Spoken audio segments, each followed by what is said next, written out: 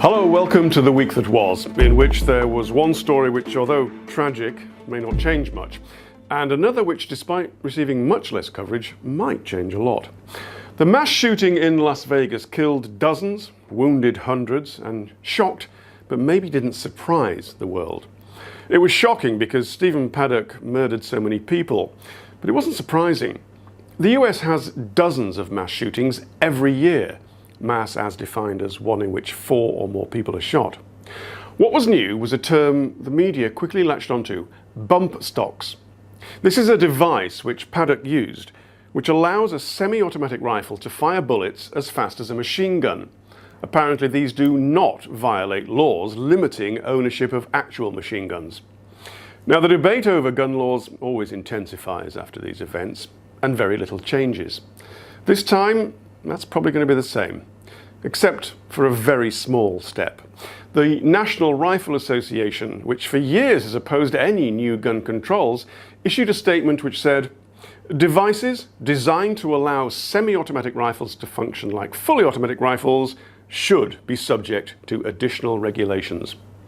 Well, even if the law is now regulated, the annual toll of more than 10,000 gun-related homicides in the United States every year is unlikely to change.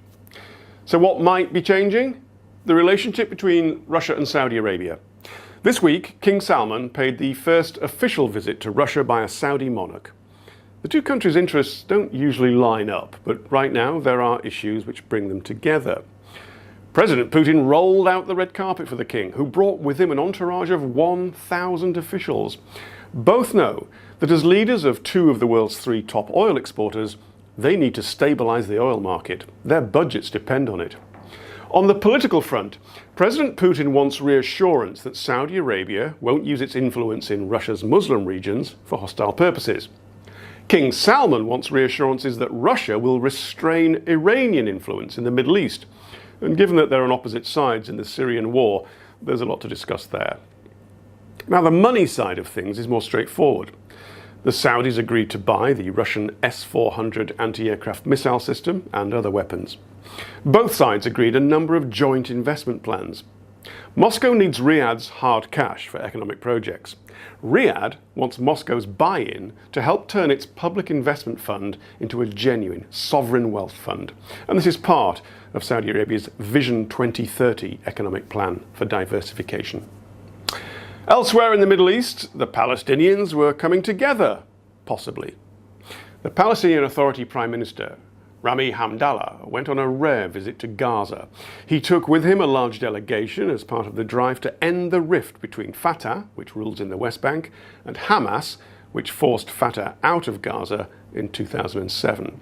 The two sides announced a national unity government, which suggests cooperation, but it's unclear to what extent Hamas will relinquish control of its security forces.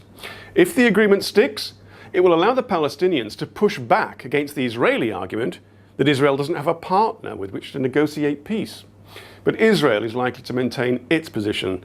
It won't deal with a Palestinian government which includes Hamas, which it calls a terrorist organization.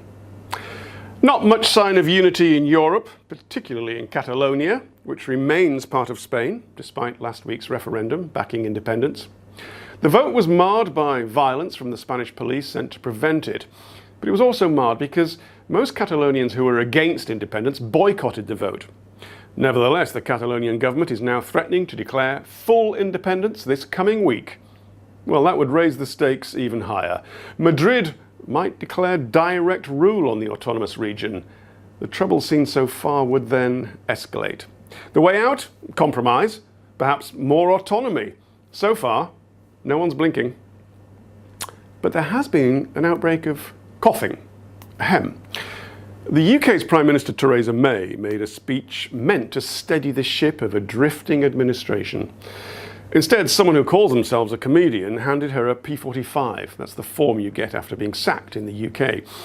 And she then succumbed to a very bad coughing, well, sustained coughing fit. At which point you might have thought the writing was on the wall. But it wasn't. Letters fell off the slogan behind her. Now, none of this was her fault, but the ship is still drifting.